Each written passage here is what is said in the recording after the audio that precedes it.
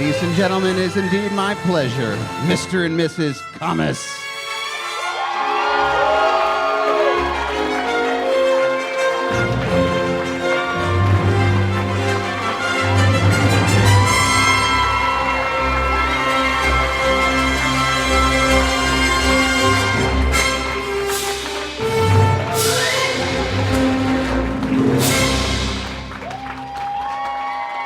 I didn't know I had to do a speech until I received this spreadsheet from my daughter earlier this week. And I luckily read the fine print way down towards the bottom, and it said this guy Harry had to say some words. I immediately sent her an email and said, hey, am I the Harry that has to do the speech? And she said, yes, you're the only Harry. So anyway, I struggled with what to do, what to think, and I'm all week long thinking, well, I've known Katie most of her life, so far, and I was a long-distance dad, so there were times, when we weren't together, but anytime we were together, it was a pretty special event, and I started getting all these fond memories, and I say, well, God, I can't talk about all of them, because there were just too many of them. And just give you one example. She was 5 or 6 years old. She loved to go fishing. We're at Allegheny State Park. If you ever come to Western New York, you'll have to go there. And we're out there in the middle of the lake in a rowboat, and all of a sudden this thunderstorm comes up very suddenly out of nowhere. It was a beautiful day like today, and it's lightning and thundering and pouring rain, and I'm saying, oh, God, we're going to get electrocuted, so I'm rowing like crazy. And as fast as it came, 5 minutes later, it was gone. And I'm still rowing, and the wind's still blowing, and Katie looks, and I can't see I'm facing backwards because I'm rowing, and she says, Dad, look.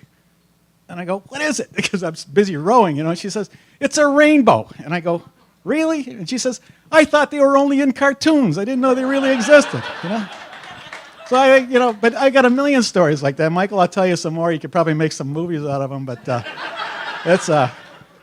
anyway, I still was struggling until we got here, and we were at the rehearsal party last night, and as we were saying thank you and goodbye to the Pembers for the nice party, Michael comes up and he gives me a very manly hug, and I kind of sensed he was shaking a little bit. And I said, Michael, how you holding up?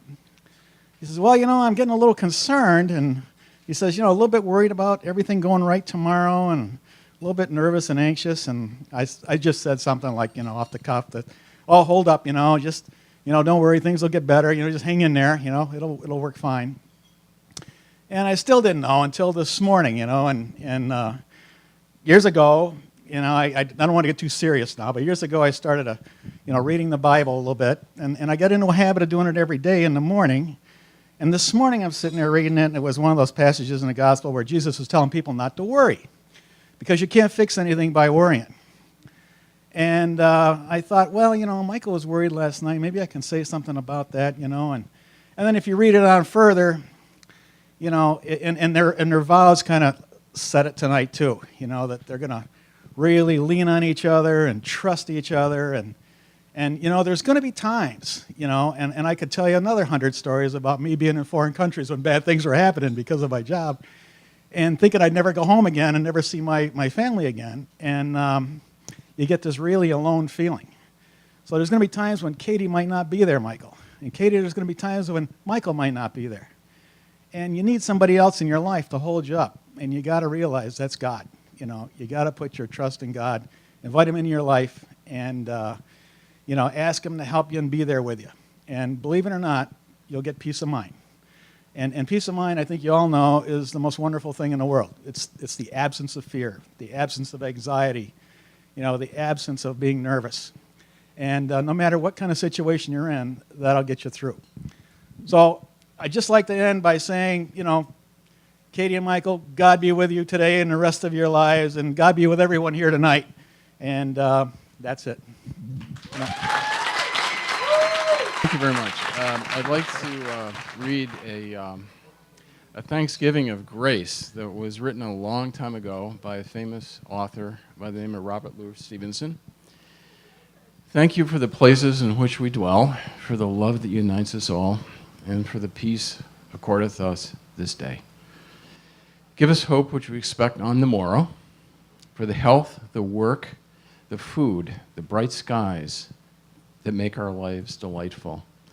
For our friends in all parts of the earth, give us peace, courage, gaiety, and a quiet mind. Amen. Thank you, sir. Hi. If you guys don't already know me, I'm Tiff. I'm the weird short person that's been hanging out with Kate since 1992. I really have to apologize. I really don't have anything prepared. Most of these cards are blank. The reason is that Kate and I have been such good friends for such a long time. We share the same brain, and most of the ceremony, what Christian said during the ceremony, was my toast. Same brain, same level, but Kate and I have known each other for a really long time, and it's really funny because neither of us are very athletic. And the one thing that brought us together was field hockey. Neither of us were good at it, and no one wanted to partner up with us. And we were both extremely awkward, and we were like across the field from each other. And the gym teacher was like, "You guys need a partner." And we just looked at each other and was like, "Okay." I was the weird new kid in school, and she was the quiet wallflower. And we just hit it off, and it's been like 20 some odd years of just awesome friendship. And thank you for your friendship. And Love you, Tipples. And Michael, I met Michael, like, Kate and Michael met each other long before I ever met Michael. I don't know how long it was, but there was a weird, ask them the story, it's hilarious. 4 months, 4 days. 4 months, 4 days. He knows. Ask him to tell you the story, it's hilarious. But I knew that Michael was the one for Kate very, very early on. Actually, within the first 6 months that they started dating. And it was because there was a Halloween party they went to. And Kate and I love going to the Renaissance Fair. We'll dress up. I dress up like a pirate, and she dresses up like a medieval lady. And we're full on just Renaissance clothes. And Michael, for the Halloween party, because Kate wanted to dress up as middle class lady, Michael went out and rented a costume that was like basically technically accurate. And he went to the party with her, and he did not gripe the entire time. He came into the apartment, and he had the hat on. It was amazing. Like, it's on Facebook. Go look it up. It's fantastic. And he did that, and he did it willingly, and she didn't even have to make him. Like, she does now, but he did it without even thinking. He was just like, yes, I'll do it. And that's when I knew that these two would be together forever. And so I'm going to end my little talk with something that was going to be said, but was not said during the ceremony.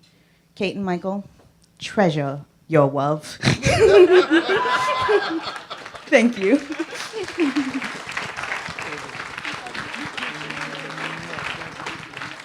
I've never given one of these speeches before, but I've heard a few of them. And it's always that moment when people cringe and say, oh boy.